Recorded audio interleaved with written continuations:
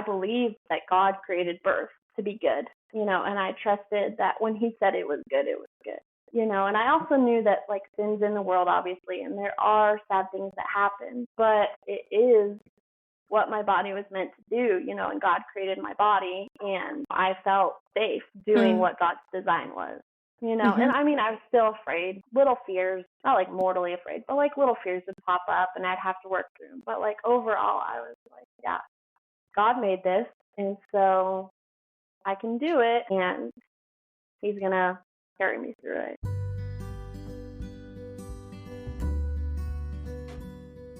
Holy Wild Birth is a podcast embracing the reclamation of giving birth, rooted in God's original design, undisturbed.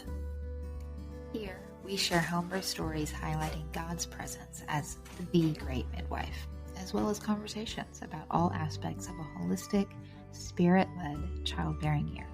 From the perspectives of myself, traditional midwife Lauren Hall of Rooted in Eden Private Contract Association, and me, holistic doula and birthkeeper Brooke Collier of Sister Birth. To choose a holy wild birth journey is to consecrate all your decisions unto the Lord.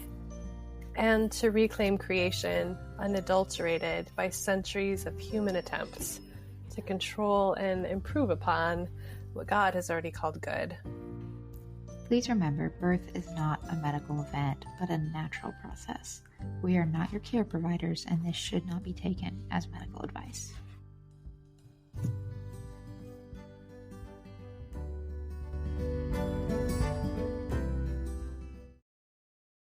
Hey, Holy Wild Birth fans and friends, this is Brooke here, and I am about to share with you the recording of a birth story with Anna.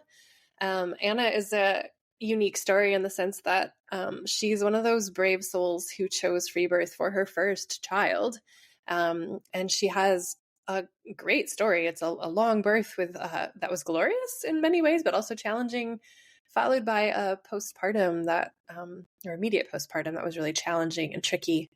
But so many threads of grace and truth and resilience and emotional and spiritual self-awareness and growth are threaded throughout it all, and I'm sure you're really going to enjoy it. So grab that cup of coffee and put in your earbuds and enjoy Anna's story.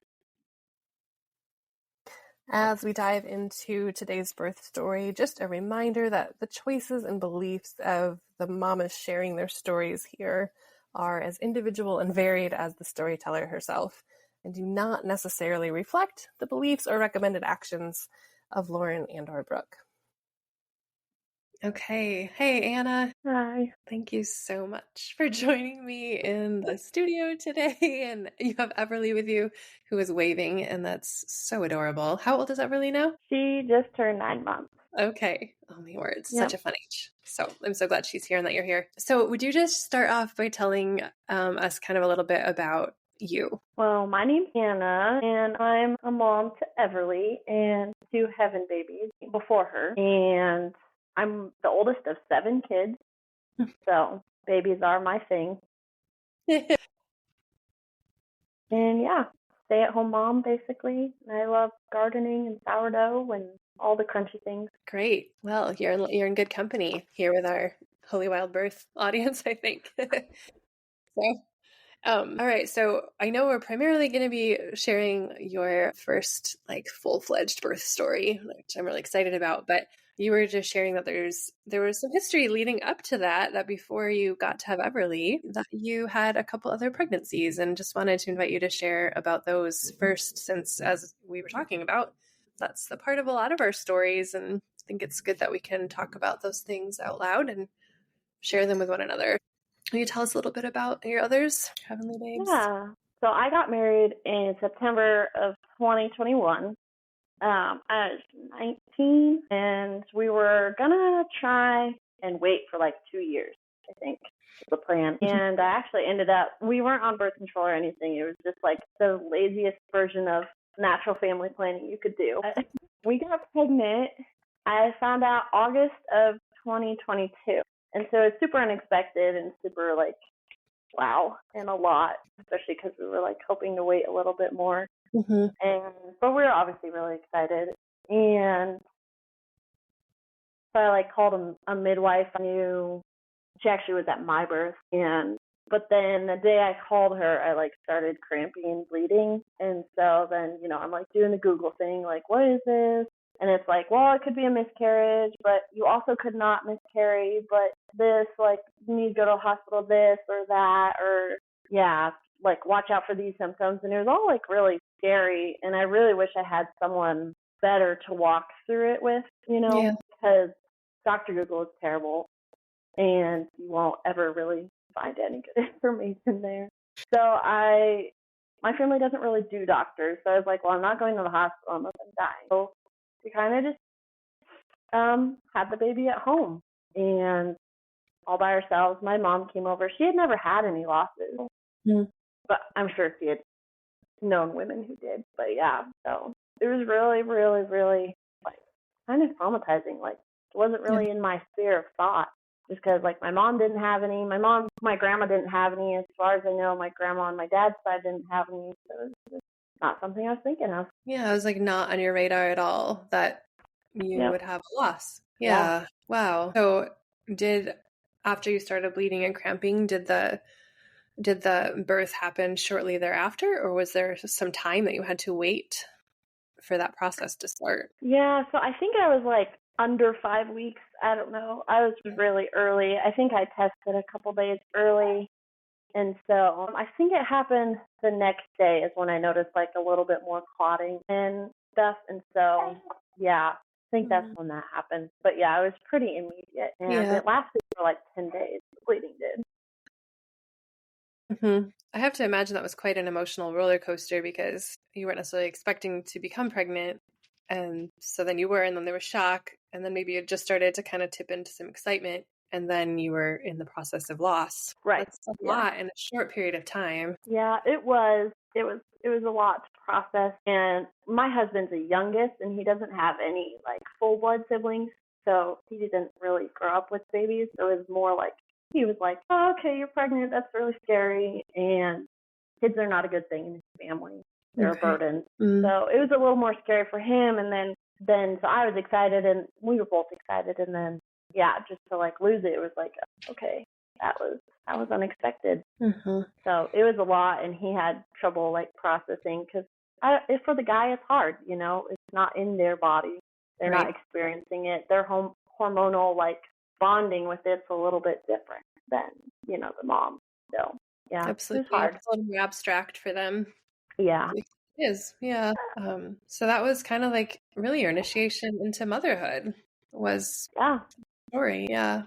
But it's an unfortunate way to be initiated into motherhood in the sense that it kind of makes it so that you never really get the experience of going through a pregnancy blissfully trusting. And you know what I mean? Like I've had friends who've had their first was born like full term. And so they had this first pregnancy that was just like, oh, of course I'm having a baby. There's no doubt or fear. But when your first is a loss, you don't ever really get to have that experience. So yeah. And then how much longer, like, did you guys have some time that you needed to kind of emotionally and physically recover? What came after that? Yeah, so I don't think my cycle didn't come back for a while. Like that happened in August, and I don't think it came back. Maybe December. I don't know. Like I think it was so traumatizing to me that it was like delayed everything. And then you go through the feelings of like, what's wrong with me? What am I doing wrong? Did I eat something wrong? Like, did I cause this? And it's, you don't. Not really what happened. But yeah, and then it took a while, and we were like, well, I guess we're kind of back to just like, let's wait.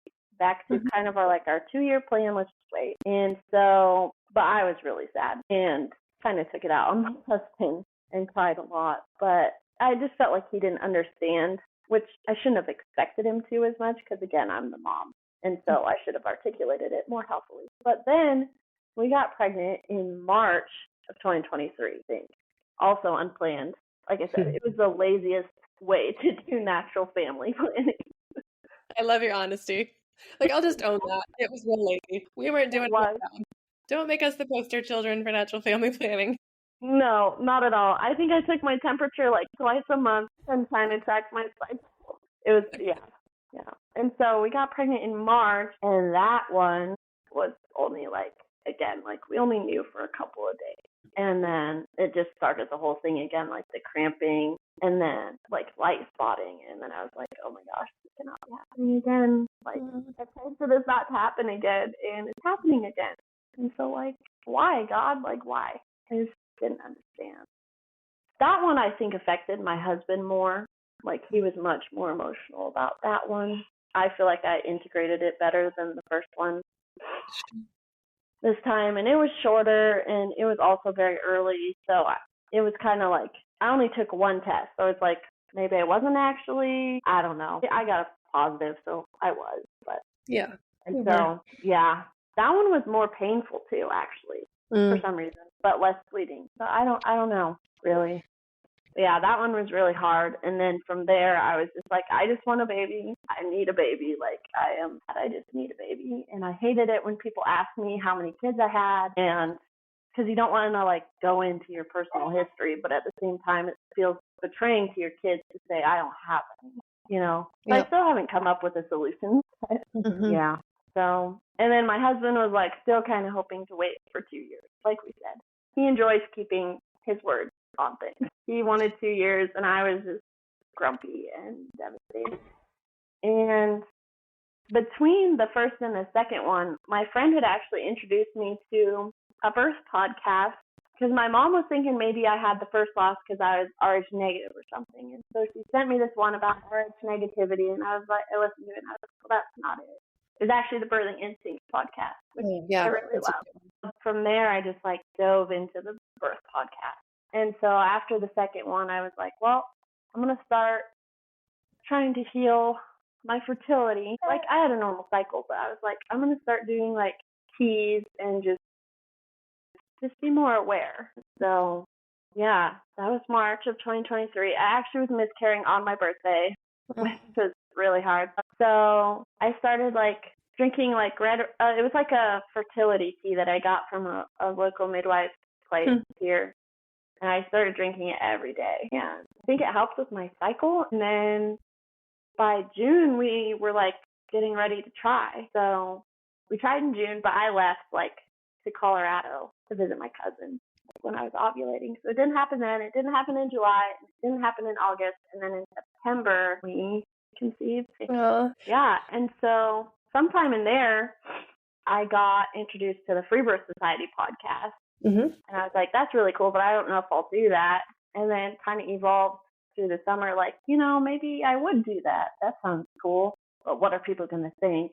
And what's my poor husband going to think? And so, but by the time I was pregnant, I was like, I think that's what I want to do. So I already had kind of known about it. My aunt, she died of cancer like 12 years ago, but she had done it for 7 of her 10 kids or something like that. That's amazing. Yeah, she was cool. And so I didn't know that until I got pregnant. But yeah, it was like pretty cool. And I was like, maybe I'll do this, but I don't know yet. And so I never actually took a pregnancy test with her pregnancy because for some reason I had it in my head that if I started to lose this baby, it would be easier if I didn't actually know. But, like, I actually knew I was pregnant. I don't know. It was a mental thing.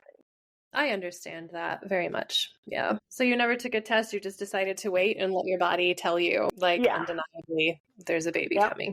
Yeah. Yeah. So, like, 7.5 weeks, I think, I was, like, sick. I was really sick. So at first I thought I had a cold because I had, like, body aches and a fever and I was throwing up.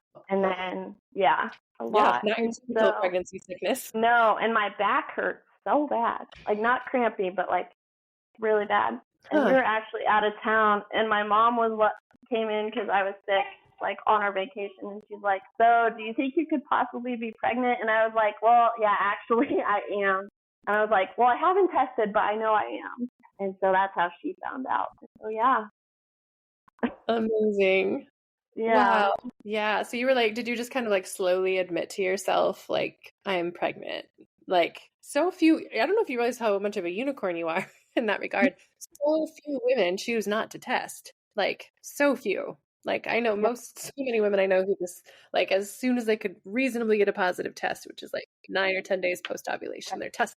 every day. And so for you to sit there and just not do it, partly I realized that was self-protective for yourself. Yeah. You were trying to protect your heart and your mind. But if looking back on that, like, would you do it that way again? What was that like to have your body slowly just make it undeniable instead of having a line show up at the test? I would do it again. It kind of just depends. Like, I partially did it because I was the mind game thing was if we lost the baby. And then also my husband asked me not to test unless he was there. So like he could see the positive with me.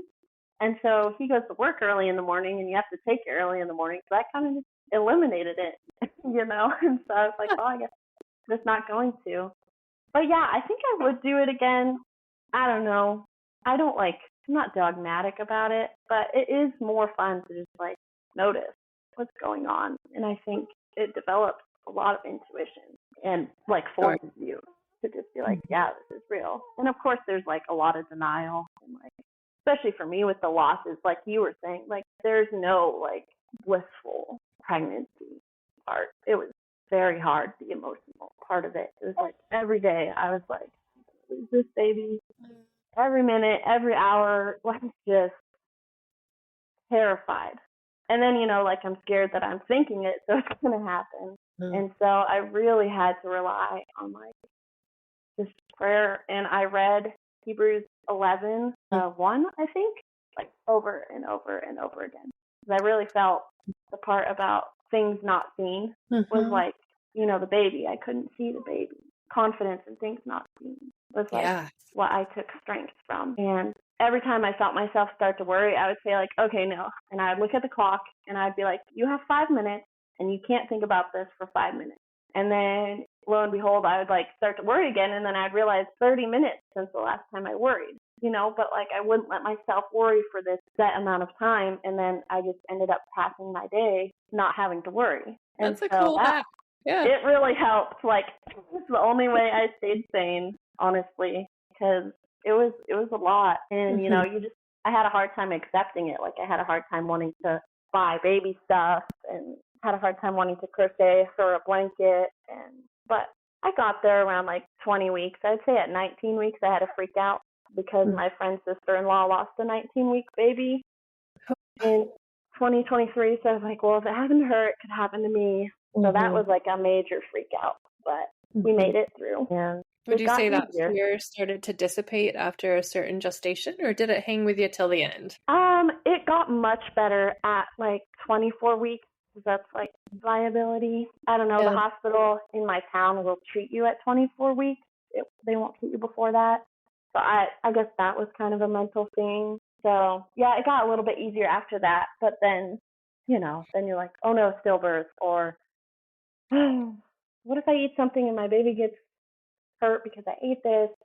But it definitely got better, and I really just had to keep living in prayer and like Hebrews 11, and just like what really helped me was like knowing that I couldn't do anything. It was only God sustaining my baby.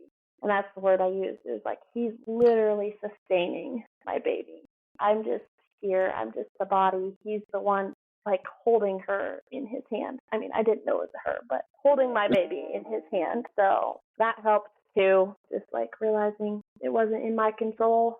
And, you know, that he had me no matter what happened. So, yeah, it was difficult, and I'm hoping my next pregnancy will be, I don't know, I hope it would be easier. Like that maybe you'll be able to relax into it a little bit more with the not having to so constantly fend off the fears and the anxiety.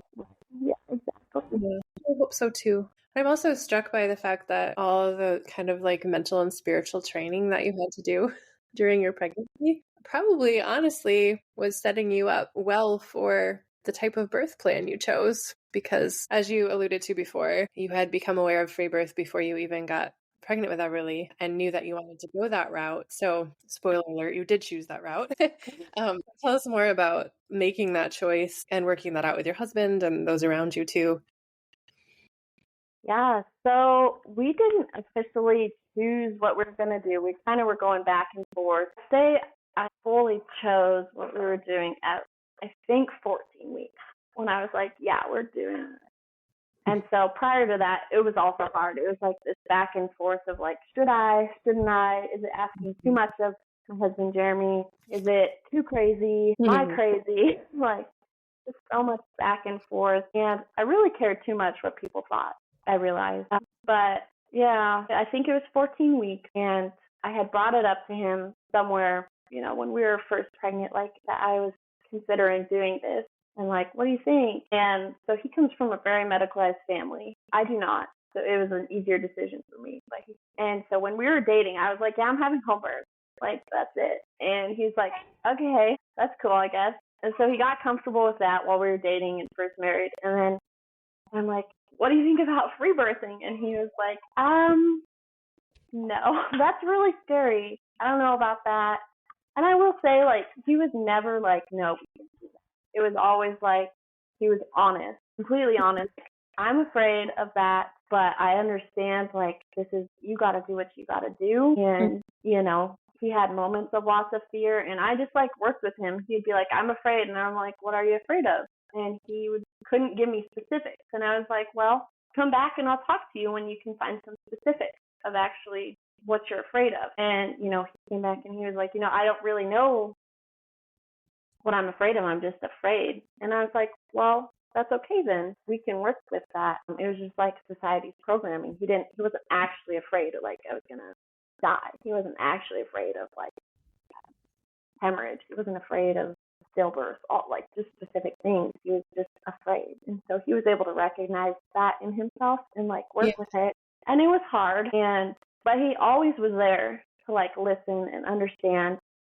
So, and he realized, like, I was like, this is, like, the perfect kind of birth for my personality. I'm, like, a very private person. I very much, like, he is my only person. Like, he's just the person I tell everything. And I'm like, well, you and me make sense. Like, this is what I need. And he, like, really realized it. He's like, even when he was, like, really afraid, he's like, I realize it's really in character with your personality. And so, yeah, eventually we decided to go for it. And he was like, but we need to do some educating stuff. So I was like, okay, that's fine. He really liked Dr. Stu on Birthing Instincts. So he would listen to that podcast. He really liked him. And I think it's great that they have Dr. Stu on it. Like, I don't really agree with male obstetricians, but I feel like he could always, like, really talk on a guy level. Absolutely. Coming from a guy was like, yeah, that makes sense. Instead of, I'm so glad that was helpful for your husband to have that resource with, a man who could speak into that space so confidently. Yeah. Because it was hard because we didn't know anyone who had done it, like, currently. And so he just, like, the whole time he just wished, like, I wish I could have someone I could talk to. And I was like, me too. I really wish I knew someone who did it too. And so it was good to listen to the stories, but at the same time, like, podcasts kind of feel like not real, It's like, yeah, I'm sure they're real people, but they're not my reality. They don't live where I live. But so I think, I don't know when we bought it, but we bought the Free Birth Society, like the complete guide or whatever. And that was pretty helpful. I don't think I had found your podcast yet. My friend also gave that one to me. And I think I was pregnant before I started listening to that one. And there was only like 5 episodes or something. I don't know. It wasn't a lot. But yeah, so we just started doing that and working through things. And yeah, just trying to survive every day, basically.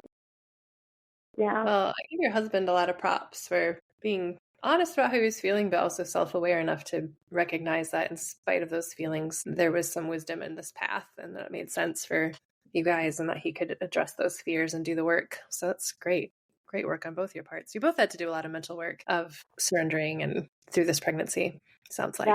Yeah, it was a lot. And I'm so proud of him. Like, he was so good. And, I knew I couldn't free birth if he wasn't there to support me. Like, he is just my person, and I was not going to do it alone. And so if that meant I had to have a midwife, then I would do everything I could to find one that aligned with me. And, because I really needed his support. And so he got on board pretty quick and really well, which is, it was a huge blessing. So I'm hearing you say, like, I just want to dissect this for others. Like, the choice to free birth has usually so many factors that go into it. And I hear from you, like, you grew up in a family that home birthed and was not really into medicine and doctors at all. So you kind of already had that baseline script, I guess, to live by. And then on top of that, you have a kind of personality type that you would do best if just like had this tiny, intimate sort of setting for your birth. And then also I'm wondering, like, as a believer, how, if at all, would you say that your faith informed your decision to have a free birth? I would say that it's like above home birthing and all, but I believe that God created birth to be good, and I trusted that when he said it was good, and I also knew that like sin's in the world, obviously, and there are sad things that happen, but I learned a lot through listening to the podcast. Like, it is what my body was meant to do, and God created my body, and I felt safe doing what God's design was, and I mean, I was still afraid, little fears, not like mortally afraid, but like little fears would pop up and I'd have to work through them. But like overall, I was like, yeah, God made this, and so I can do it, and he's going to carry me through it. Love it. So good. That's the, Free Birth Society doesn't really have the Christian faith element, but No, I've not at all. found that a lot of us who are followers of Jesus kind of find out about free birth through that society. But then we, because of our faith, tend to have some additional reasons and nuance and caveats even to the way we approach free birth. So I just wanted to hear about that from you a little bit. I loved what you had to say there. Totally. It's bigger than what they think, they just think it's nature, but it's God. And God created nature. They're like 50% there, and they just need the other 50% God or something. Yeah, that's good. All right. So anything else you want to share about your pregnancy? Like, what did prenatal care look like for you? Again, some free birth moms, like make appointments with themselves and do appointments as if they're midwife, and others just kind of live life as if they're pregnant. And I wonder where on that spectrum would you place yourself? I didn't really do any prenatals. I wasn't super interested, and I kind of made a rule for myself. If I was doing it out of fear, I wasn't allowed to do it. So I didn't listen to heart tones until I was 30-some weeks pregnant with like a fetoscope, because I knew that I would be afraid and I would abuse them. And I would be checking every day, and it would turn into every hour, and would, really take away my trust in the process. And so I didn't really do anything. I never took my blood pressure. I weighed myself for kicks every now and then, like just for fun. And I didn't really do anything else. I didn't take a prenatal. They made me feel sick. So yeah, I just wasn't really interested. I was really more interested in like living it out, as wild as it could be. Awesome. I love it. All right. Well, do you think we're ready to dive into the story of the birth now? Or do you have more thoughts about the pregnancy first? Just a couple more. We did get a midwife consult when I was 28 weeks pregnant, because my family was not very happy about our decision to free birth, unfortunately. We had a very hard argument about it when I was 28 weeks pregnant, and so we decided to get a consult with the midwife that was there for my birth. And after it, I was like, no, we're going to keep doing this thing even though nobody's happy with me. We need to do it for ourselves. And by that time, my husband was like full bore loving the free birth thing. So he was like really strongly opinionated about it. And so like, okay, that's what we're doing. And then we moved at 36 weeks, when I was 36 weeks pregnant. We had to emergency move because our landlords were selling their house where we lived with them, and we couldn't stay with the new people, unfortunately. And so we moved into a barn. It was like some stalls they renovated into a house, kind of.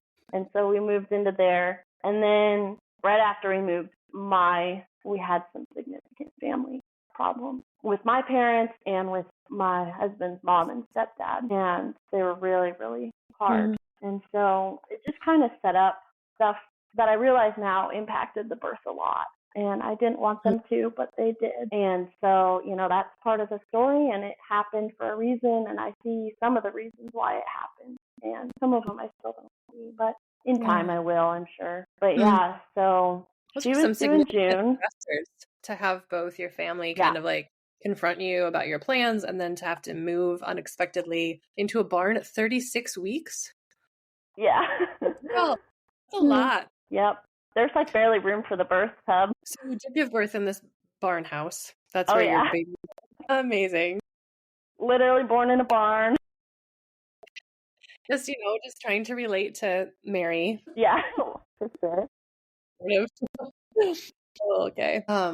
Okay, wow. So you had those big stressors, but by the time your like labor started, were you feeling kind of settled enough in each of those stressors that you felt safe to go into labor? Or were you like, I don't know, what was that like for you? I feel like I was kind of stuffing the issues, like just because I was like, I just have to focus on like being pregnant and getting this baby born. And I kind of felt like this birth has to go good because I have to prove it to my family that God made birth good, and that it has to go good because otherwise I'll look ridiculous and they'll be like, I told you so. And so, yeah, and then I think I stuffed the other things and was just like trying to focus on what I had to focus on, which was the birth and prepping for it. So, I mean, I felt ready for the labor, but it just, the emotional stuff showed up in ways that I couldn't have foreseen, I guess. Mm-hmm. Yeah, that's not shocking, I guess. It's pretty Yeah. common thing we see is like those emotional things that maybe haven't been fully addressed or dealt with will kind of come out sideways during a labor in some interesting ways. And it doesn't mean you can't have a good home birth. It means there's some hurdles to work through in labor that maybe you wouldn't have had to do if those stressors hadn't been there in the first place. But okay, Yeah. so how many weeks were you when you went into labor? My due date when I did the due date calendar that first comes up on Google was June 10th. And then I listened to a Birthing Instincts podcast about how to calculate due dates. And so based on like your cycle length. So I did that and I got the 16th of June. And I went into labor on the 21st of June. So yeah, I felt great. Technically it's like 42 weeks from the first due date. It's 41 weeks from the second one. And I felt great. Some people were worrying. My stepmother-in-law texted me every day if there was a baby after the 16th, on the 16th, and then for 5 days after that, texting me. And that was not fun, but because they're very medical. But yeah, so I was like either 41 or 42 weeks. I don't really know. I was very loose with the dates. Okay, yeah, fine. Yeah. And so it started on like a Friday night, and my husband had just gone shopping. He got off work early on Friday, and he went Costco shopping. And it was like our third, like, the baby's going to be here any day, like, big Costco trip, right? I think we did one at like 37 weeks, and then probably one at 40 weeks, and then one again that Friday. That's very relatable. Yeah. And so, yeah, he did that. He came home, we had dinner, and then while we're eating dinner, we're like eating outside because our barn dough doesn't have any AC. So we're eating outside, and I'm sitting down, and I kind of start to feel like tightening in my stomach, and I had no prodromal labor, like none whatsoever. So it was definitely like noticeable, and like this is actually happening. And so like the sun goes down, and I'm having these, and the moon comes up. It's a strawberry moon in June. And I was like, that's so cool. I want her to be born on a full moon, because I started tracking the moons for fun when I was pregnant with her, because we had a skylight in our bedroom in the house before, and so like I could tell. But then it snowed, and it covered the skylight, and I missed it. So I had stopped, but I was like, that'd be cool if she was born on the strawberry moon, a full moon. And it was the one of days in June that wasn't my husband's family's birthday. Like all of them were born in June, including my husband. And so it was like a day that was nobody's birthday, and that's what I really wanted, was nobody's birthday. I wanted her to have her own or share my husband. And so I was like, cool, we still have time for her to be born today, because it was like 7:30, I think. And so I start timing them, and the first two are 19 minutes. The second two are like 14 minutes apart. And then the next two are 9 minutes apart. And they stayed that way for a little bit and got down to like 7 minutes apart. And they still were not really painful, but they were just like tightenings. And I could kind of feel this weird sensation in my tailbone, like it hurt a little bit. And I was like, that's interesting. But I'm just like standing up. We're cleaning up the kitchen. And so we're like, let's set up the birth pool, because we hadn't done any of that. So we set up the birth pool. We unscrew the shower head so it can be for the hose. And yeah, rearrange our room because it was so tiny. We had to like shove our bed out of the way so we could put the birth pool in the corner, and got all the birth supplies ready. Yeah, and they were still like, I think like 7 minutes apart the whole time, but not really super painful. It was like 11:30 when we got done with that, and so we go to bed. and I could sleep through them. Like I was kind of half asleep sometimes, but they weren't like super painful. And I was like, I am rocking this labor, man. I'm awesome. So we go to sleep, and I think I woke up around 3, and I just wasn't super comfortable in the bed. So I got up, and I was like just sitting on my ball, and my husband was sleeping, and I think I woke him up around like 5:30, I think. So now it's Saturday, and I was like, shoot, I didn't have the baby on the 21st. Can't have her on the 22nd. I have to wait till the 24th or the 23rd. 22nd was the lucky date for you. No babies allowed. Yeah, it was his sister's birthday, so I was like, nope, no. And I was like, wait, but I have to do a whole day of labor then. I was like, whatever, I just need to stop. And so, yeah, woke him up at 5:30. I was like, can you start filling the tub? Because that sounds nice.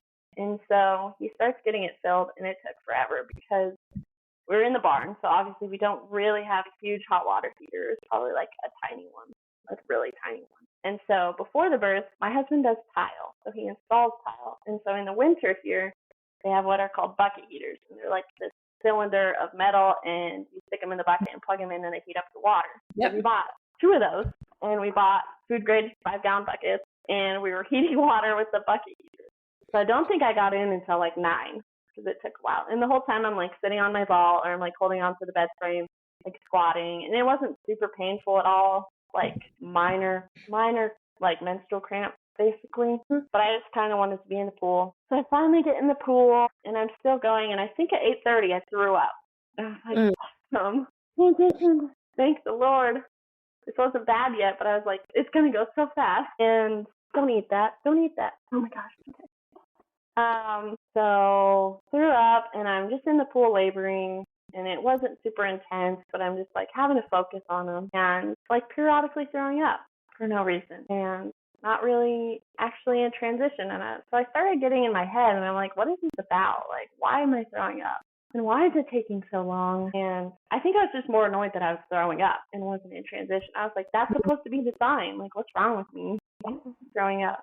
And so I just remember laboring and like kind of being in and out of sleep. I was a little tired, but not so tired. Just in and out of sleep. And I got in and out of the birth pool and like sat on my yoga mat, or like squatted, or did lunges on my yoga mat. Just kind of whatever I felt like doing. Or I labored in the bed, like laying on my stomach, like in child's pose, and just kind of over a pillow, like sleeping every now and then. And with each contraction, my tailbone was like hurting me a little bit. And I was like, that's really annoying. Like I had back labor. Like I didn't feel it at all in my stomach. It was all just in my back.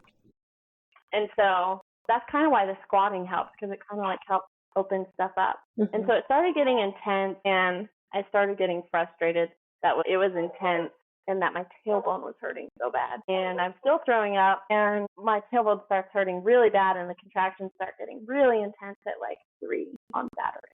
And so I forgot to say this, we had not hired, but we had a friend who was a doula, and she was like for free birth, and she thought it was really cool for people who wanted to like really take responsibility.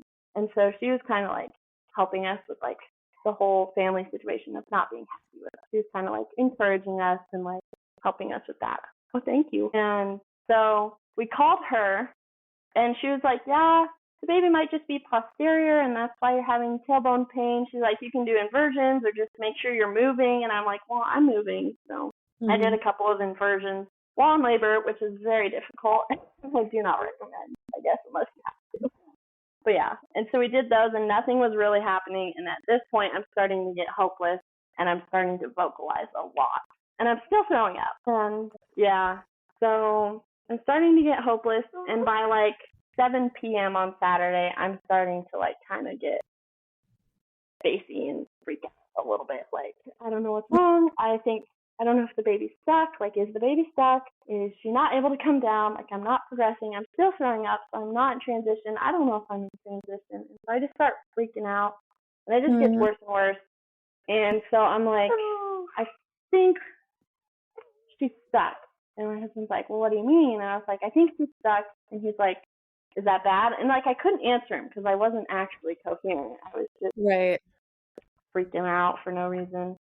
And so I think around it doesn't sound like it's for no reason, but perhaps like about the 24-hour mark at this point, and it's basically not going the way you probably expected it to go. You thought it would be over by now, and instead you're vomiting, but not evidently in transition, and it's been a long time, and you're tired, and like, had you been eating well and like drinking a lot?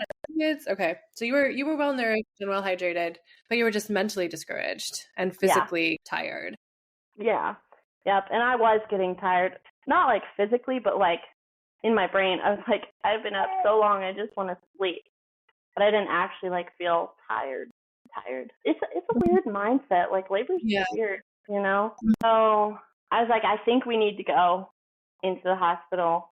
And he's like, what do you want them to do? I'm so proud of him for asking these questions. That's a great question. Yeah. I know. And I was like, I don't know. It just hurts so bad. And I think she's stuck. And he's like, well, do you want to go? And I'm like, I don't know. I don't know what I want. I don't know if she's stuck. I don't know what's wrong. My tailbone hurts so bad.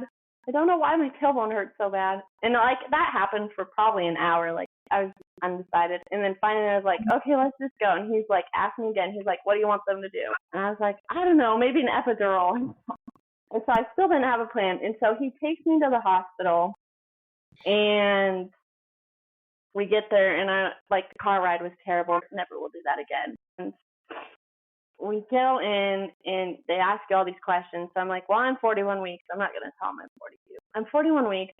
And all the nurses were like from Jamaica or something. They were really nice and like had accents and stuff.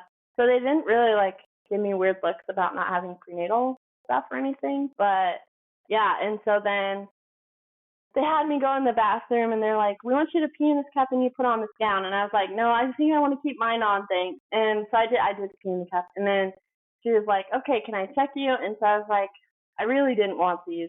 And that's partially why I was free birthing, but you know, labor brain. Yeah. And I was like, sure, that's fine. So I had the monitors on, and she checked me. She's like, you're like an 8 or a 9. And she's like, the baby's heart rate looks great on the monitors. And I was like, I like instantly was like, okay, what am I doing here? We're leaving. It's time to go. She's like, do you want? Yeah. Like, she's like, do you want to be admitted? And I was like, can we talk about this? And so she left the room, and my husband's like, do you want to be admitted? And I was like, no, we're going home. And like, I'm having terrible contractions. Like the whole time they're wheeling me in the room, they're checking me. I have to sit up every time, and so the monitors are freaking out. And so we call her back in the room. We're like, we're leaving. She's like, okay, you'll have to sign out AMA, and the doctor will have to come talk to you. And so she takes forever to get the papers. And so I rip the monitors off, and I'm like, we're going. And I like put my legs over the edge of the bed, like having contractions pretty close together. And she comes in, and she's like, well, here's the papers. The doctor doesn't really actually need to talk to you, so you can just go. And so we walk down the hall to the exit, and she's with us, and my husband goes to get the car, and she is like, I'm standing under this air conditioning just like dying. My tailbone hurts so bad with every contraction, and the air is blowing on me, and I'm so overstimulated. And I can't hear what the nurse is saying, but she's like, I think she was saying, like, you can do this. You're doing great. I know you can do this. Like, you're going to do good. Come back here if you have any bleeding or anything, but I know you can do this. And it was like, I know. She was awesome. But, like, the AC was, like, blowing on me, and she has an accent, and I'm just, like, looking at her like, what are you talking about? Like, I'm dying, obviously. And so he brings the car, and I go in, and as we're driving there, in the car, I start like at the end of every contraction, it starts to feel like a little like kind of like, and so I just noticed that, and I don't know what I was thinking about it, but I noticed it. And so we get home, and it's like, okay, back on it. It's 10 now, and so I'm like, the tub, I need the tub, please. And so he starts bailing water out with the 5-gallon buckets and dumping it in the shower, and then heating up new water. And I get in, and it's still cold, and he's pouring like really hot water in around me, and it finally gets somewhat to temperature. I think it was good. It was cold when I got in, but yeah, it was good. And then I'm starting to like feel pushy, and I'm starting to like seriously scream, like, because my tailbone hurts so bad, like so bad with every contraction. It hurts so bad, like worse than the actual like back labor part, I would say. And again, I'm still not feeling it in the front. It's just in the back and my tailbone. And so I cannot get a break. It's just pushing, pushing, pushing, and I can do nothing except for scream every contraction. And I'm in the pool, on my knees, hands and knees, and I'm screaming, and my face is close to the water, so it's creating this echo, and I'm being deafened by my own scream. And my husband, poor guy, he comes close to me at one point, I think, to give me water, and I scream at him. I'm get back, get away from me. I was so scared of someone touching me, because everything was hurt. And so he kind of maintained a really good distance, and he was after every contraction, he'd hand me water, and I'd drink. And then he would back away, holding out the water cup as far as he could from his body. And so I'm in the tub and I'm screaming, and I reach up inside and I can feel something. I didn't know if it's the head or the water bag, because my water still hadn't broken yet. And so I'm pushing, pushing, pushing. And I'm pretty sure it was just my body pushing. I don't remember actually. I remember having no choice in the matter. It was no choice. Yeah. And so finally I'm getting upset because I feel like I've been pushing forever. And I keep feeling whatever's inside keeps staying where it's at. And I yell. I'm I need gravity. And so I get out and I get on my yoga mat, and there's a towel there. And it became my emotional support towel. And so I have this towel. And I'm just holding it and in a lunge or on my hands and knees, whatever I could to try and mitigate the pain. And so I'm on the yoga mat, and then I was that was helping things progress. I could feel up and in, and it was starting to calm down more. And so I was I should go to the toilet, because the toilet's a dilation station. I should go sit on it and see if it helps anything happen.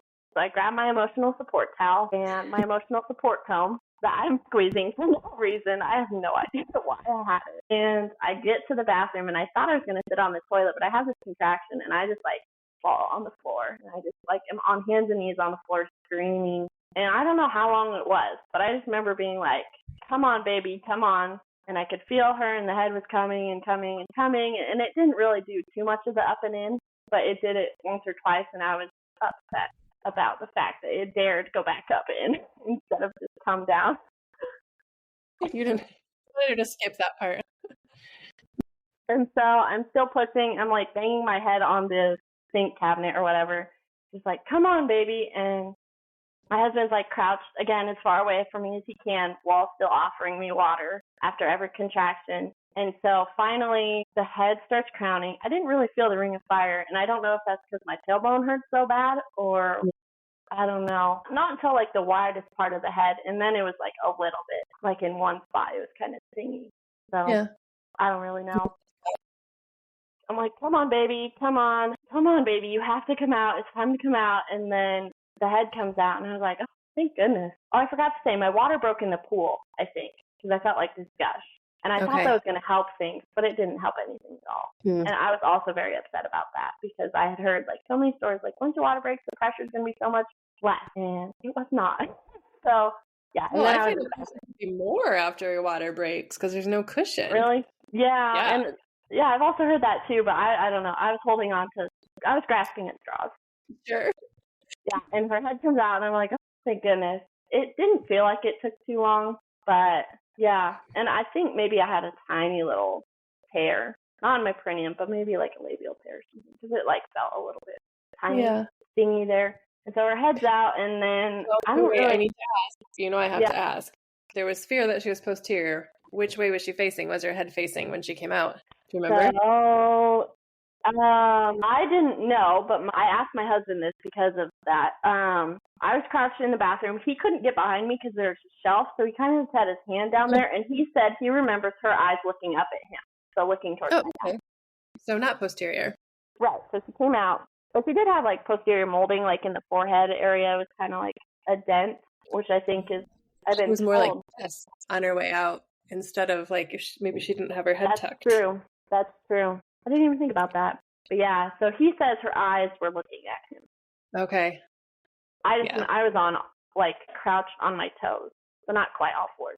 And so her head comes out, and I was catch the baby. And so he goes, he can't get behind me, so he puts his hand down, and he puts his hand on her head, and her body just comes right out. And he only was able to catch like her head. And so it was like an inch above the floor. So she kind of like slides out onto the floor. Yeah. He's got her head. And I just remember there's a little bit of blood, and he like slides her on the floor under me so I could pick her up. And I sit back and I pick her up. And, you know, for a minute when I was pushing her head out, or like in between the head and the body, like I forgot a baby was supposed to come out.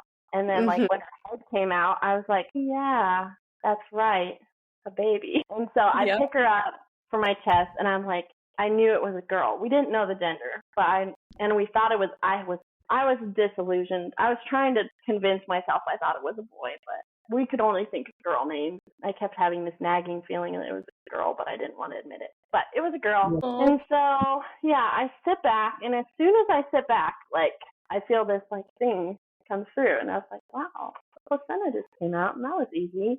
And then, like, there's this huge puddle of blood around. And I was like, well, that's unusual. And so then I'm like, I think it's a placenta. So I'm like focusing on the baby. I just like note it, like that's unusual. And then I'm like, okay, I got to focus on the baby. And so I start focusing on the baby, and I'm rubbing her, and she's like trying to like gasp and sneeze and all those little baby things. And she's a little floppy, but not bad. And yeah, again, I couldn't tell her tone or like her color because the light in our shower that was on was a red chicken lamplight. Oh, everything was red. And all the pictures we have of that moment are red, like really red. And so, but I think she was good. And so she's like working on breathing. And for some reason, I just feel prompted to like reach down and touch her umbilical cord.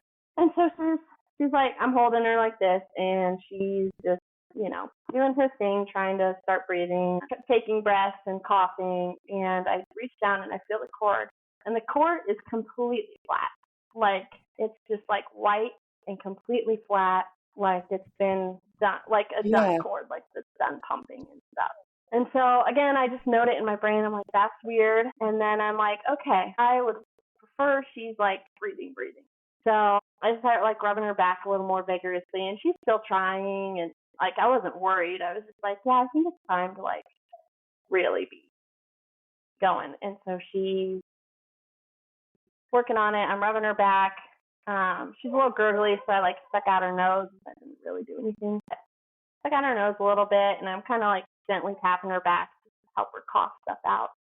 And I was like, well, I'll think about the other stuff as soon as I get her, you know, going. And so it was like a minute, and she was like, just fine, just like crying a little bit, laying there in my arms. And I was like, okay, I need to like evaluate the other stuff going on in this situation. And I wasn't freaking out. It was literally just like a curiosity, like, okay. Yeah, you sound so calm and matter of fact as you're telling it. And I was wondering, did you feel that way in that moment, or is that just like you now 9 months later feeling this calm? No, like I literally didn't panic or worry at all. It was literally like in my head, it was just, that was interesting. Like, that's unusual. Not like, oh my gosh, I'm bleeding. It was just like, that was unusual. I'm going to get my baby going, and then I'll think about me. And then, yeah, for some reason, I just was like prompted to feel the cord, and then I felt that, and I was like, okay, that's also unusual, but I'm just going to keep going pretty much. I'm just going to keep focusing on talking to her and kissing her and rubbing her and stuff. And so she's breathing, and I'm sitting there, and I'm starting to feel a little woozy, and she's like doing her thing. So I asked my husband, I was like, can you give me a snack and some liquid IV, electrolytes? And so he brings me a jar of that, and then like a jar of water with that in it, and some cheese or something. And so I eat that and drink that down really quick, and I feel like instantly better. And I was like, okay, cool. And so I start to look around, and I'm like poking this thing that's underneath me, and it's like my finger's squishing all the way through. And I was like, if that's a placenta, that's a really not good placenta. Like, that's not what a placenta is supposed to be like. And it was literally like the size, my husband says it was bigger, but I remember it being like the size of like a smaller than a 13 baking dish, but like kind of that same rectangular size. Kind of like, yeah, kind of, it's wider than that, but yeah, like kind of like that. Kind of interesting. Kind of, yes. Okay. So like I'm poking it, and I'm like, that's not good if that's my placenta. And so I'm like kind of confused, and I'm starting to feel a little funky again. But I'm sitting on the floor, so I'm not super worried. And like the puddle of blood was a lot. And I'm still not freaking out, but I was like, well, I'll try the snacks. And so I sit there for 30 minutes, I think. And she was born at we say she was born at 2. We looked at the clock at 2:05, so we call it 2 because she was already out for a couple minutes. But she was born at 2, so at 2:30 in the night, I was like, okay, well, I think I can move to the bed. And I'm still confused if the thing is my placenta or what. And I'm starting to feel kind of weird again. So I was like, maybe Was I'll your just go to the cord going bed. up into your vagina still, or? It was. So I was like, is this a piece of the placenta? Is it the placenta? I don't know what it is. And so I go and I stand up and I walk to the bed with the baby, and which was a short walk. But once I get closer to the bed, I'm like, ooh, I need to lay down, and my ears, the hearing, starts to go away. So I'm like, well, it hasn't been an hour yet, so whatever that was, maybe I guess I'll just try for the placenta because it's still in again. And I was worried that a part of the placenta came off and out or something. I don't know. I don't know what I was worried about. So I just lay down, and my husband brings me more food and drink, and so I'm just doing that and trying to get the baby to latch. And I put a piece of whatever it was because I thought it was part of the placenta. I put it in my mouth because I was like, maybe that'll help with the bleeding. And I'm still not bleeding a lot. It was just little gushes sometimes. And so I just laying in the bed, and she's laying there with me, and I try and see if she wants the nurse, but she was just chilling. She didn't really want the nurse. Just kind of laid on the bed, and I covered myself up, and I covered her up with a little towel, and she just kind of laid under that towel and sucked on her wrist and just laid there and looked around and pooped all over the bed, everywhere. So my husband cleans up the bathroom, all the blood, and he puts whatever it was. It was a clot, we know now, but whatever it was, he put it in a bowl just so he could in case it's a placenta or whatever, because we both were so confused, and I was just in labor brain and so confused.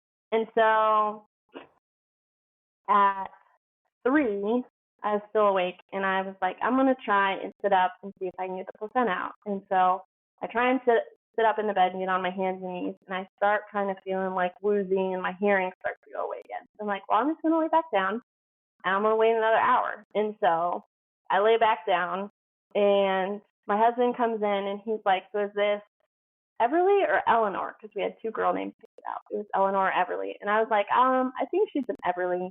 And then he was like, what's her middle name? And I was like, her middle name is May. And so we were like, okay, she's named. And then, so I actually fell asleep. And I had this vague fear when I was falling asleep. I was like, what if I don't wake up? But then I was just praying. I was like, please just let me wake up, Lord. And then I was like, should I tell Jeremy to make sure that I wake up or what? And I just didn't do it. And I was like, I think I'll be okay. And so I fall asleep, and the baby falls asleep, and my husband comes in, and he's laying on the tiniest little section of the bed because there's poop and blood all over the bed. She literally pooped the entire bed somehow.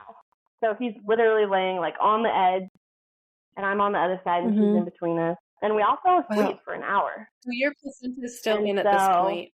And she nursed yet still, or is she still not? Yeah, I kept trying, and she just kept not really interested. And she would just suck on her hands every now and then, and just kind of lay on the bed and make little sounds and look around. And yeah, she wasn't interested. So I was like, okay, I guess that's fine. And so then an hour goes by. I think I wake up, and I was like, I'm gonna try again, because I'm having while I'm sleeping, I'm having terrible tailbone pain again. And so it was probably baby contractions trying to get the placenta out. Really painful in my tailbone. And now that I don't have back labor to also focus on, it's super intense in my tailbone. And so I get up and I try and get the placenta out, and a little bit of blood comes out when I sit up. And so I'm like, that's interesting, not really great. And then again, my hearing starts going away. And I feel fine. I didn't get super dizzy or start to black out when I sit up. It was just my hearing. And so I was like, that's fine. I guess I'll just rest some more and keep drinking and eating, and I'll try again in an hour. And so we cut the cord in that time. So we clamped it and cut it. And my husband just cut it with his pocket knife. Why not? And so, yeah, we're just resting there. And I think it was 5. So now it's been 3 hours. And I think I tried to get up one more time. same thing. And what I was really afraid of is I was afraid of passing out and leaving my husband to like deal with it all. I didn't want to like put all that responsibility on him. And I didn't want him to be afraid, so I just like didn't really like try super hard. It was just like, I'm up, oh, I don't feel good, I'm just gonna lay back down.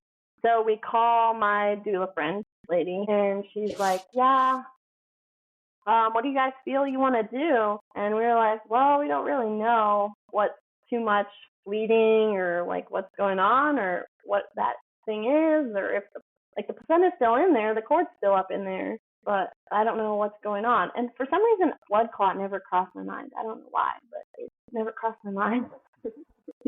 So, yeah, and so she actually came, and she looked at the bleeding on the bed, and she's like, that's not really a lot.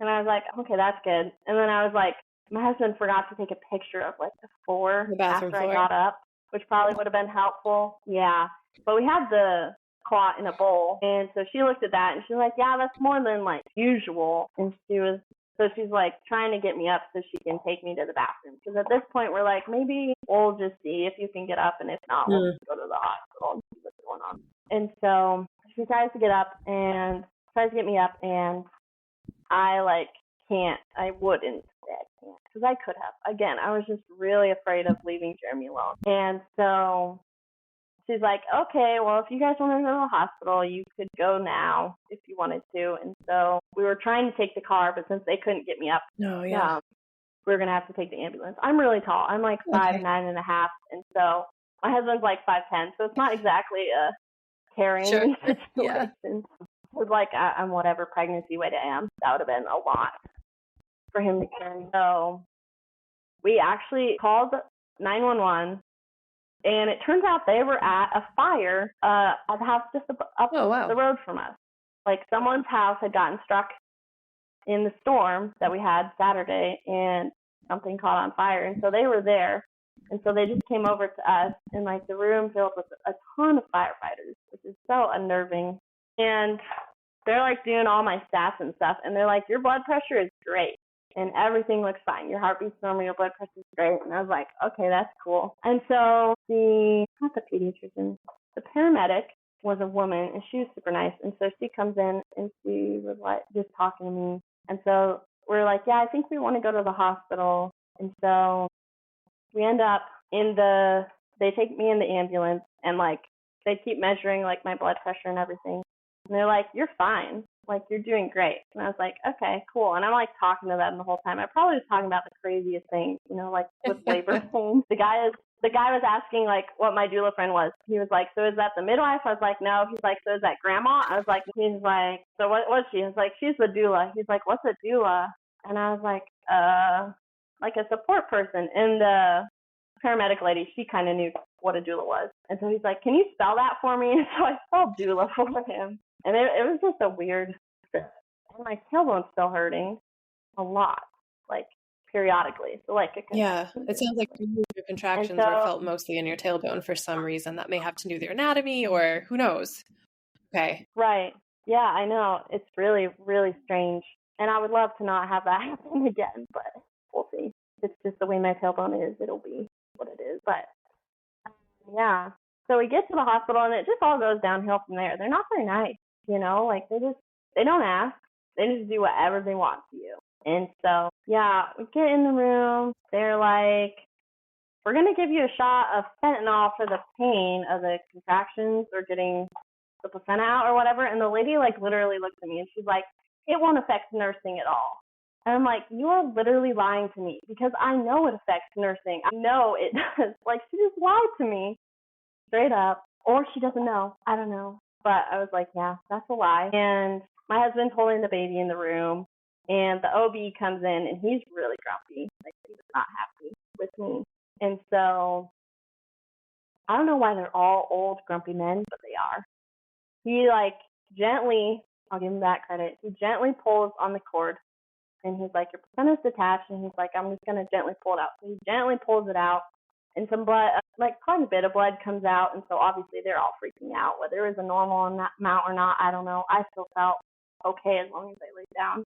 And then he starts assessing me for tears, and he's like, you're going to need stitches. And I was like, I don't want stitches. And he's like, got really angry. And he's like, you have to have stitches because you're bleeding and I have to make sure you stop bleeding. And so at this point, I'm like, okay, whatever, I'm on fentanyl or whatever. And he's like, okay, I'm going to do the stitches. And they start to do the stitches. And I keep waiting for like the shot of lidocaine. I keep waiting to feel it. And at some point, I realized the OB like throws his hands up and he's like, I can't do this anymore. Do what? And I was like, oh, okay. Stitching? Yeah, what does that mean? Okay. And so he's like, we need to take her to the OR. And I was like, what? Why? And he was like, you need to be stitched under anesthesia. And so it was just like things happen to you. Like they do not ask. They don't do anything. And so it's just kind of you get caught up in this whirlwind of like, okay, we're going to do this to you. You can say yes or no, but you kind of most. And so they wheel me back to the OR, and now my husband's like crying and freaking out because he thinks I'm dying. And I'm like, I'm not dying, but I don't know what. Where's Everly in this situation? Was she at the hospital with you, or did she stay with your doula friend? Where was? He was with, my husband was holding her in the room. And so, yeah. Another funny thing is my husband never changed a diaper or put on a diaper. And so he had to learn how to put on a diaper while we were like, before we went to the hospital. I had to like teach him while I was laying down, like lift the flap and put it on. So we had, she was with him. And so, they wheeled me back, and then I guess they put me out and they stitched me, and I was not happy about that. I thought you said when she emerged that you were pretty sure you hadn't torn. Were you just mistaken, or did the tearing happen somewhere where they were helping remove your placenta? What happened there, do you think? To go from tearing to we need to put you under anesthesia for some massive stitching seems like a big jump. Yeah, so from what they told me, again, the OB was really not happy with me. So when he came in to tell me what he did, my parents were there. And so I think he exaggerated a lot to scare me and them, because he said I tore internally, which I feel like if I had, I would have felt. So maybe I did, but I don't think I did as bad as he described. He's like, it started here and it went all the way around and was like pretty deep, and then he had a cervical tear. And I was like, well, you probably tore my cervix. Like it was like a cervical cut. I was like, well, you probably did that when you were messing around, stitching me up or whatever, is what I thought. And so like my mom was pretty freaked out, and I was just like, I know it wasn't that bad because it doesn't hurt when I go to the bathroom, and I didn't. But you said there was a tear, so again, like in your cervix? Like he said, there was like a little cut in my cervix and then an internal tear in the walls of the vagina, like around, starting from like the little tiny cut in the labia or whatever that he stitched, which I was very unhappy about because it was the most small, minor tear. And so I don't believe what he did was necessary at all, because literally postpartum, I had no pain whatsoever going to the bathroom, like feeding or anything. I could feel the tiny little like tear on the labia on the outside. I could feel that. It was like the tiniest thing. And so it didn't even hurt.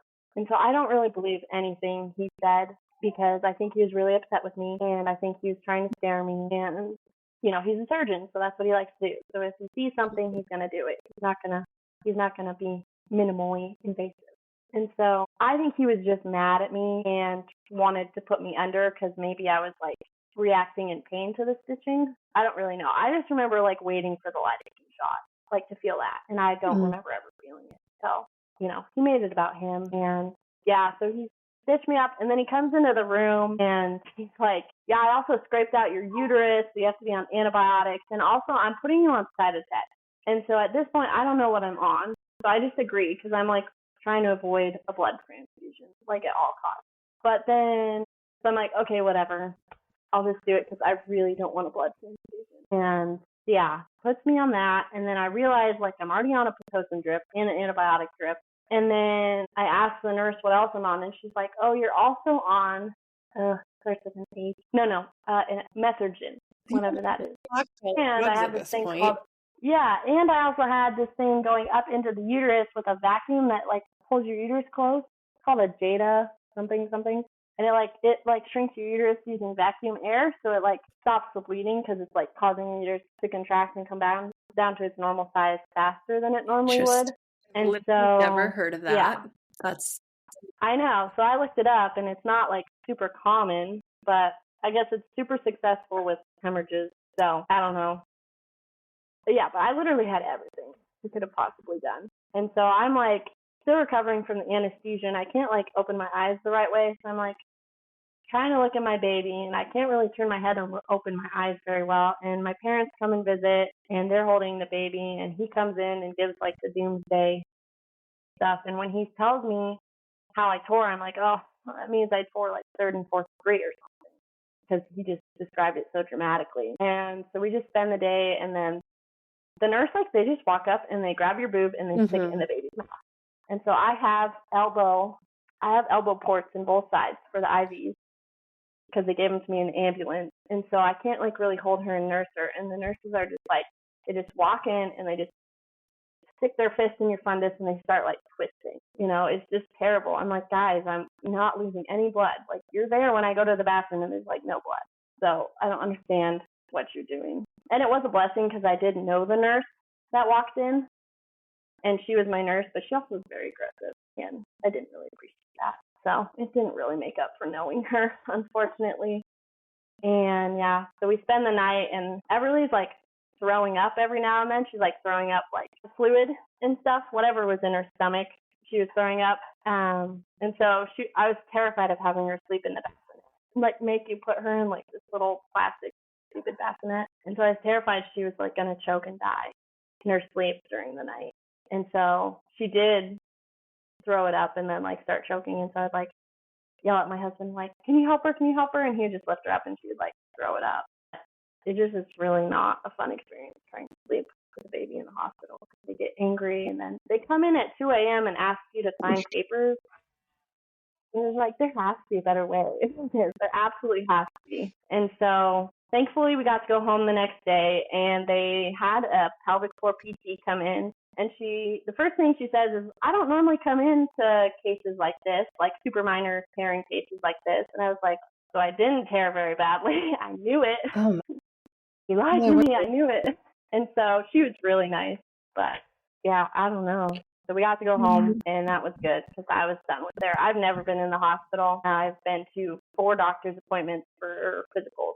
No, 5, because I got sick one time. But yeah, so I'm like, nah about it. And yeah, so we go home. That was Monday, and it was my husband's birthday. So she was born the day before my husband's birthday. So she got her own birthday, which I was grateful for. She actually got it, and it's close to my husband's birthday, so I'm happy. But yeah, it was hard. Yeah, I'm struck by the juxtaposition of your labor and the actual birth at home were actually, long, yes, but straightforward and full, and just like birth worked, your baby was born and you did it yourself and all those wonderful things. And then it was just that abrupt switch to just this kind of violent, high stress, traumatic postpartum, trying to sort out why you were feeling so dizzy and or the ringing in your ears and like the confusion.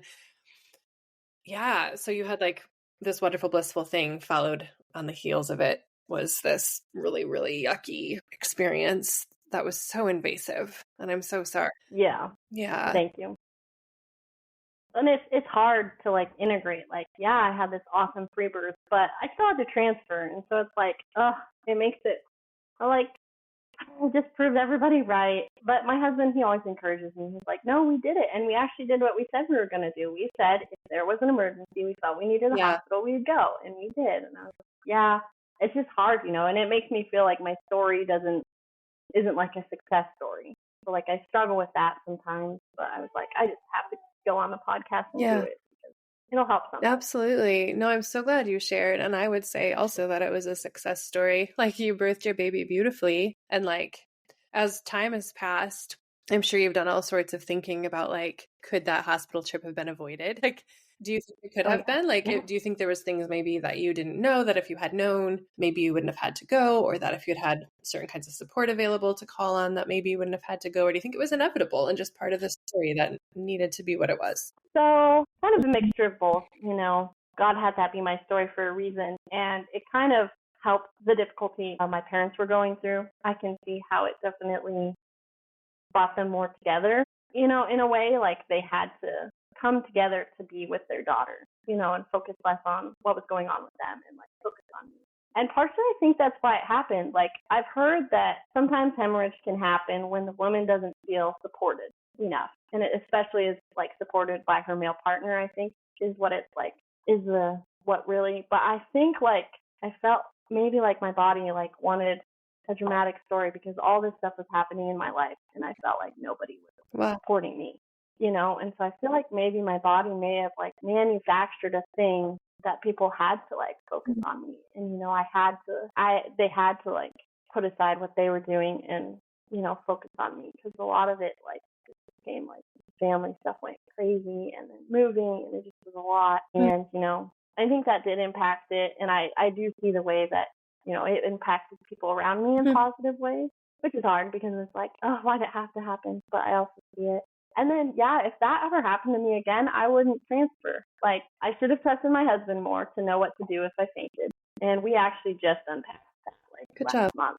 He was like, you can trust me. Like, you should have been trusting me. And I was like, yeah, I really should have. I should have trusted you. Like, I prepped you. You prepped yourself. Like, you knew what to do if I fainted, and you knew not to worry if I came right back, and you knew not to call if I didn't come right back. Like, he knew what to do, and I should have just trusted. And I feel like if I had pushed myself a little bit more to like get up, and even though if I like just like squat on the floor, so if I did like faint, I would just like, fall against the wall or something and be safe. And if I had just like pushed a little bit harder, I could have like pushed myself a little bit harder. I could have gotten it out just fine. And then like, I don't think I would have had an issue with breathing. I think it was just what I think happened. What me and my doula friend think happened is maybe I had a partial placental. It came to mind for me too, listening to your story. And so like it partially abrupted, then the clot formed, and then she came out, and then the clot came out, and then that just initial like loss of blood kind of was just a little shocking for me. So I think if I had given myself more time and just really tried and trusted my husband to take care of me, the way we had established, prenatally, that I think everything would have been fine. And it's an individual thing. Like if this happens to some other person, like she needs to do. But I also hope my story like helps inspire people. Like you do have time, unless you're like dead or dying. You do have time. Like we took 4 hours to go to the hospital. Like we gave ourselves plenty of time, and I'm proud of ourselves for that. We didn't panic, never panic, and we just trusted, and we did know when something bad was going to happen. We didn't have to have somebody there to tell us. Like we knew what to do. Yeah. And a side note, curious, did you have like herbs on hand or anything for dealing with like slow to come placentas or bleeding? Or was that not something that you had built into the plan? So I wanted to. And the whole time, like I was pregnant, I thought I was going to go to, like we have this thing called the Midwives Collective. And so it's like 3 midwives, and they have like chiropractors that work with them and naturopathic pediatricians that work with them. And one, they have what's called this herb wall. And so the one midwife, or both of them, make tinctures and tea mixes and stuff. So I thought I was just going to go there and get like a placenta one and a postpartum bleeding tincture. And I go there and they don't have any, because I realized that's like their trade secret stuff. Oh, okay. What they would use. They sold more like, one of them's like a stress support. So they don't sell the herb blends that would be used by midwives to address emergencies or complications. Like when they sell like for moms, support and postpartum support kind of stuff. Yeah. So I was looking online, and I was already like 37, 38 weeks pregnant, and it was like 2 weeks shipping. So I was like, well, I guess we're just going to do it without it, And I looked into making my own, and, it takes like a month or whatever for the herbs to sit in the alcohol. And I was like, well, shoot. Should have been more on top of that one, but I was like, well, I guess it is what it is. But yeah, next time I will, now that I know. And I also would like to make some of my own, so that if someone wanted to do what I did, like I could be like, here's a tincture, so you don't have to like worry about getting it. Yeah. Well, okay. Well, let's shift gears just a minute, and we're probably about at our time, but I did want to just hear a little bit how your postpartum went after all that. Because like on the one hand, amazing, beautiful birth, like so empowering. And on the other hand, a lot of separation between you and your baby in that first several hours due to the hospital situation, right? So like, did you recover okay from that? Yeah. How was postpartum? So thankfully she never got admitted. So like they couldn't tell us what to do with her at all. So I got to hold her a lot in the hospital. I did end up sleeping with her in the morning, and because my last dose of Cytotec was at 2 a.m. and then I knew they weren't coming in anymore. So I took her into my bed at that point and slept with her. So my goal was really just to like skate through the hospital without getting CPS at all or anything. So I was just kind of like playing the game a little bit. And then if she wasn't being held by me, my husband had her, and it was really sweet bonding for him. He really enjoyed bonding with her through that time. It's a silver lining. You know? Yeah. And so she wasn't really interested in nursing for a couple of days. Like, she would kind of in the second day, but the first day she was really just like, no, I'm good. And she threw up so much amniotic fluid, like her stomach was probably so full. So, and then when my milk came in, she nursed right away. We had no issues nursing whatsoever. Yeah.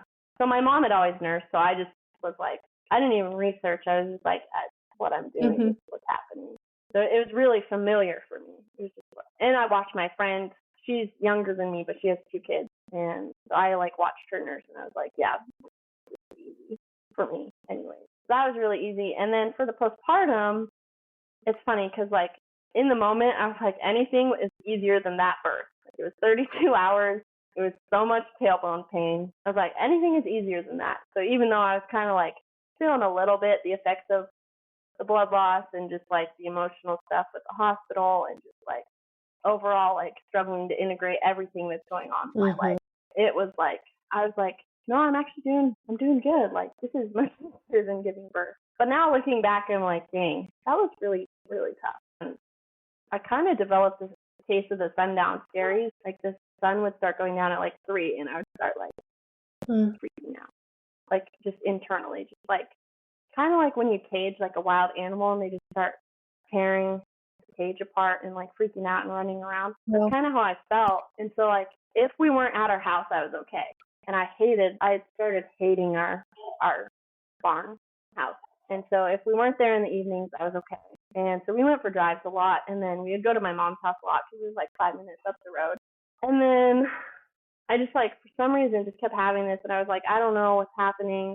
And I was like, it's probably the Pitocin because I know it can cause like mood issues. And so I was like, it's probably that. And then I just kind of worked on like clearing emotionally, like stuff. And it really got started like where I left the baby on the bed in the bedroom. And she was so easy. She didn't cry when she was hungry. She would just suck on her hands, and that's how I'd wake up. But I went to the kitchen to get something, and me and my husband were in the kitchen. And she just starts wailing in terror, like the most scared cry. I haven't really ever heard her cry that way then. And I walk in, and she's like staring at this one spot in the like ceiling. And I'm just like, something is there. So I just like prayed out loud, and I was like, Jesus, please be in this house. Nothing can be here that you say, unless you say it can, and just please cleanse this house. And after that, I didn't have a single sundown scary thing. And she never screamed like that again. And I really do believe like something was in there at that moment, and she was looking at it. I always say when newborns like stare off, I always say they're looking at the angels. And so I was like, I feel like they can see things we can't see. Yeah. And so, yeah. But after that, I had no other issues with that, really. That's very interesting. So obviously, wow. I know. I'm so glad you knew what to do, like spiritually in that moment to address that issue and take authority over your home and clear that. Yeah. Yeah. Wow. Praise God. So after that, you felt more peaceful in your postpartum and good. Yeah. Yeah.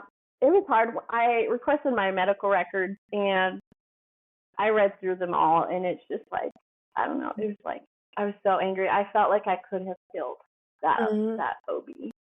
Like, I literally could have like gone out and shot him or something. And I was just like, Jesus, you need to take this rage, because I can't feel this way. You know, like murder in your heart's the same as murdering. So I was like, I can't feel this way. Like, I need you to help me with it. And, you know, I still struggle with being angry. Like, why did we go in? Why did we do it? Why did we let him do that? Why couldn't he just ask? You know, but I still work through it, and I don't feel like I want to kill him so much anymore. That's not how to feel. And just like working through it day by day, you know, and it gets easier, and I just really have to accept that God had a plan, and that, you know, he did watch over us the whole time. And, you know, you got to trust his plan in hindsight too. Like, you can trust it while it's happening, but you also got to trust it in hindsight. Yeah. You know, so that's hard, but it helps a lot. Well, I'm glad you're able to feel the anger. I think that's important. Like, it's important to be able to feel appropriate anger instead of like, you know, shifting it onto yourself. Like, I should be grateful to him. He saved my life. Like, no, it's okay to be angry, but then to keep pressing in and asking the Lord for his help getting over the rage and to do that work of forgiveness. Yeah. Which is never a one-time job, is it? Forgiveness is often an over again kind of thing. So yeah. Yep. Yeah. And just being okay with like that being a Yeah. process, you know, instead of just like a one and done. Absolutely. Yeah. Yeah, for sure. Goodness. Well, you are a woman of remarkable like resilience and a lot of self-awareness and like emotional intelligence, I feel like, as I've listened to your story, just how you navigated every single piece of it with such self-awareness and willingness to do the deep work. And I'm really blessed by that, by you through this story. And it just makes me feel so, I think, excited for you and the future if your family grows more, that you started off with a place of just that self-responsibility and willingness to do the deep work. And you've learned some things along the way. And next time it's probably going to be even better if there's a next. Yeah, I'm really excited for the next time. I'm just like, you know, I felt like going through her pregnancy, like I was really deep in faith, but I feel like it's like this whole new level now. For another pregnancy will just be such more like faith, and it's just something you grow into. It's not, you can't do it. It's just like God brings it to you, and you just get through it by leaning on Him, and then He rewards you with all the good things. Absolutely. Yeah. Well, I thank you again so much for being willing to share your story, the beautiful, glorious parts and the hard parts. It all matters. It all belongs. And I'm really grateful to you for sharing it with our listeners. So thank you. Yeah, thank you so much. Okay.